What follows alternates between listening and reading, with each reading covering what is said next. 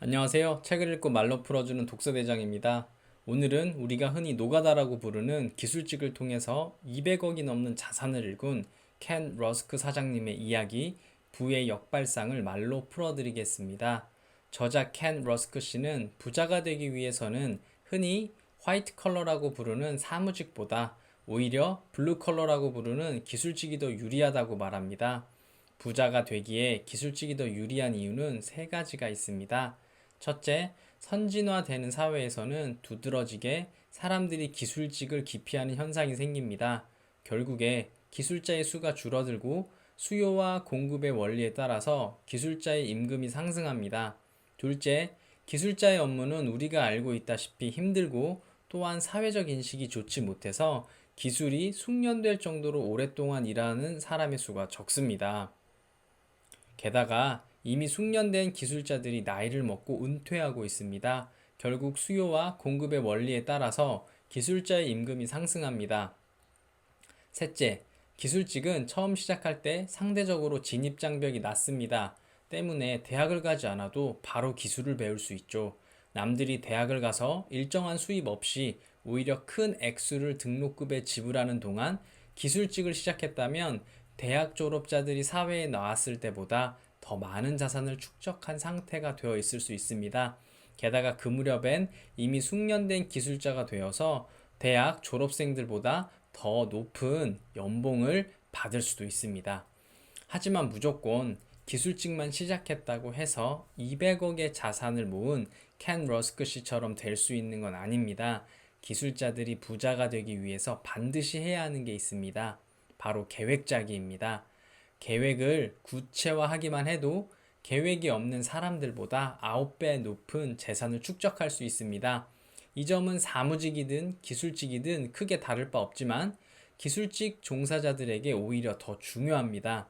왜냐하면 상대적으로 힘든 일을 하기 때문에 높은 일당을 받는 기술자들이 오히려 더 쉽게 돈을 탕진하는 경우도 있기 때문이죠. 속된 말로 하루 벌어 하루 살게 되는 것입니다.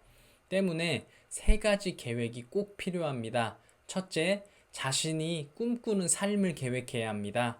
둘째, 본인의 기술을 활용한 사업체를 차릴 수 있는 금액을 모으기 위한 재정 계획을 짜야 합니다. 셋째, 노후를 위해서 연금에 일찍 가입해야 합니다. 사실 오늘 해드릴 말씀은 간단합니다. 기술직이 앞으로 부자가 되기에 더 유망할 수도 있다는 거죠. 그 이유는 세 가지입니다. 첫째, 선진화되는 사회에서는 두드러지게 사람들이 기술직을 기피하는 현상이 생깁니다. 지극히 당연한 소리지만 어느 업계든 인력이 부족하면 부족할수록 임금은 올라갑니다. 현재 우리 사회의 취업과 학업의 균형추는 한쪽으로 과하게 치우쳐 있습니다. 대부분 대학이 아니면 다른 길은 없다고 믿으며 자라왔고 그 결과 사회에는 기술직이 천하다는 인식이 만연하죠. 하지만 인재가 부족할수록 기회가 찾아옵니다. 많은 사람들이 기술직을 기피하고 있는 지금이야말로 기회는 기술직에 있습니다. 현재 젊은이들이 블루컬러직을 기피하는 데에는 사회적인 영향이 큽니다. 4년제 대학을 나와 안정적인 사무직을 얻어야만 성공한 취직이라는 터무니없는 생각이 사회에 만연하죠. 이런 세태를 반영하듯 미국에서는 점점 늘어나는 수요에 비해 블루칼라 노동자의 수는 나날이 줄고 있습니다. 맨파워 그룹의 최신 설문조사에 따르면 전 세계의 고용주들은 2006년 이래 가장 극심한 인재난을 겪는 것으로 나타났습니다. 설문조사에 참여한 4만 명의 고용자 중 45%가 일자리에 걸맞은 인재를 찾기 어렵다고 대답했습니다. 특히 숙련 전문직 인력을 가장 찾기 힘들다고 했습니다. 또 2017년 7월에 미국 노동부 통계에 따르면 680만에 가까운 숙련 노동직 자리가 인재를 찾지 못해서 증발한 것으로 나타났습니다. 100년 가까이 운영된 두뇌 집단 컨퍼런스 보드는 인재난이 점점 더 악화될 것으로 예측했습니다. 컨퍼런스 보드는 특히 숙련된 블루컬러직을 중심으로 노동자 부족 현상이 진행될 것을 예상했죠. 그리고 이렇게 말했습니다. 솔직히 말하면 블루컬러직에 종사하는 사람이 충분치 않다.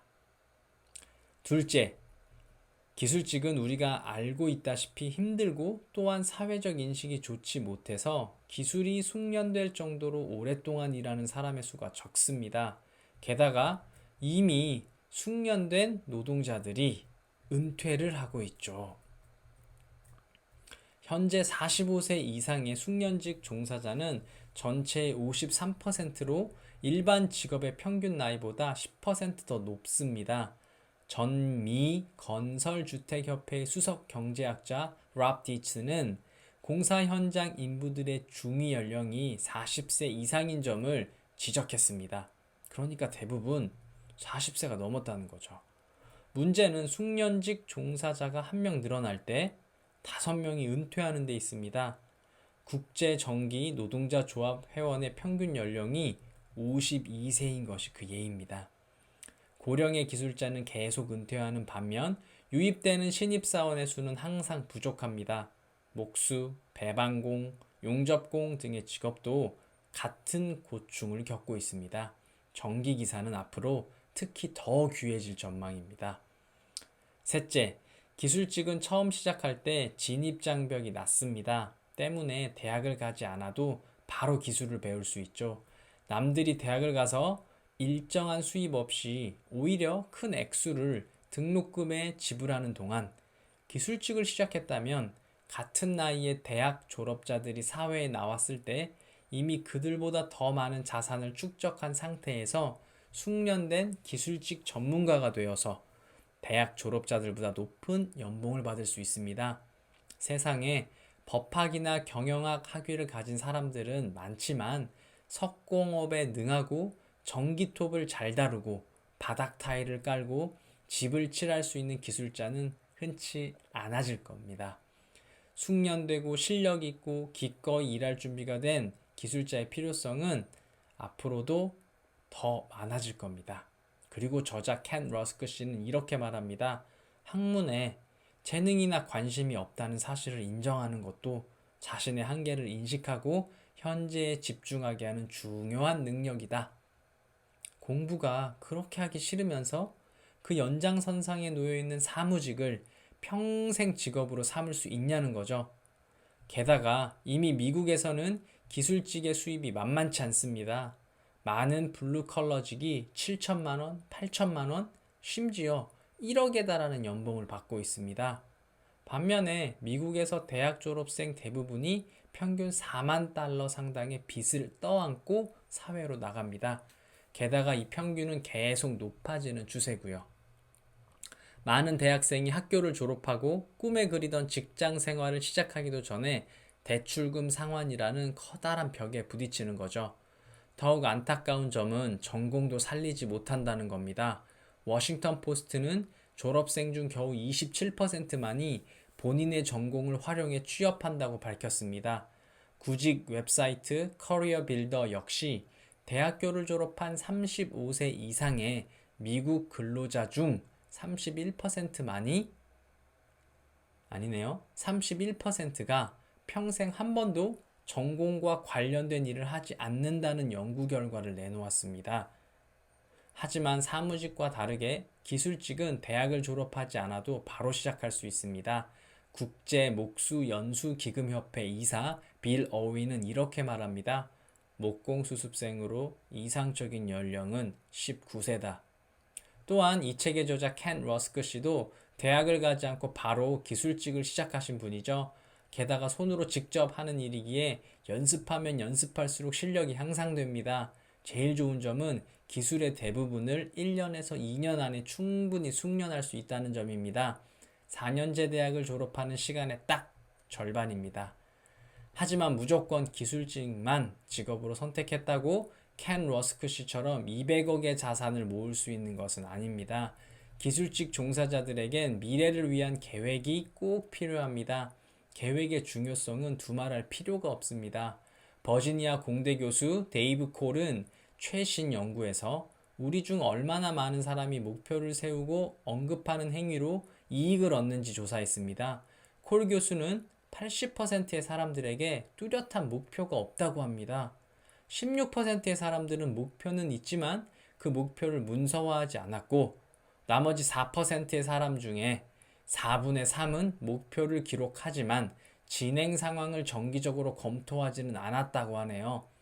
전체 대상 중 오직 1%만이 목표를 자세하게 기록했고 정기적으로 점검하며 주변 사람들에게 공공연하게 말했다고 합니다. 그리고 그 결과 이 1%에 속한 사람들이 목표가 없는 80%의 사람들보다 9배 많은 재산을 축적할 것으로 예상된다고 합니다. 그럼 이제 계획을 짜야 합니다. 이때 반드시 세 가지를 구체화해야 합니다. 첫째, 자신이 꿈꾸는 삶을 구체화해야 합니다. 자세할수록 좋습니다. 어느 지역에서 살지, 어느 정도의 크기의 집에서 몇 명의 가족 구성원과 어떤 차를 타고 무슨 취미 생활을 하며 살고 싶은지 아주 구체적으로 써야 합니다. 그리고 그 계획을 색연필로 도화지에 꼭 그려서 시각화하라고 합니다. 둘째, 자신의 사업 계획을 구체화하고 사업을 시작하기 위한 종잣돈을 모아야 합니다. 하지만 육체 노동은 몸이 고단한 직업입니다. 언제 몸에 무리가 와서 쉬어야 될지 알 수가 없습니다. 때문에 자신이 직접 일을 하지 않아도 나를 대신해서 일을 해줄 직원이 있는 사업체를 운영하는 편이 훨씬 안전합니다. 이 사업체 운영을 시작하기 위해서 종잣돈이 얼마가 필요한지 계산해 두고 소득이 생기면 가장 먼저 저축을 해야 합니다. 이때 저축액은 목표 금액을 정해진 날짜까지의 기간으로 나눠서 하루 혹은 한 달에 얼마씩 모아야 되는 건지 꼭 구체화하라고 조언합니다. 그리고 목표한 종잣돈이 생기면 현실에 안주하지 말고 자신의 사업체를 시작하라고 하죠. 셋째, 노후 준비를 위한 재정 계획이 있어야 합니다. 그러기 위해서 가장 좋은 방법은 국민연금에 되도록 빨리 가입해서 꾸준히 납입하는 겁니다. 국민연금은 복리 효과가 있기 때문에 뒤늦게 많은 돈을 납입하는 것보다 오히려 적은 돈이라도 꾸준히 그리고 일찍 시작하는 편이 훨씬 유리하기 때문입니다. 자, 이제 넥타이를 매고 사무실로 출근하는 사람이 부자일 거라는 상상은 그만하세요. 오히려 앞으로는 사람들이 기피하는 기술직이 여러분에게 새로운 부의 기회를 줄 것입니다. 오늘 제가 말로 풀어드린 책의 내용이 마음에 드셨다면 구독과 좋아요 부탁드립니다. 감사합니다. 독서대장입니다.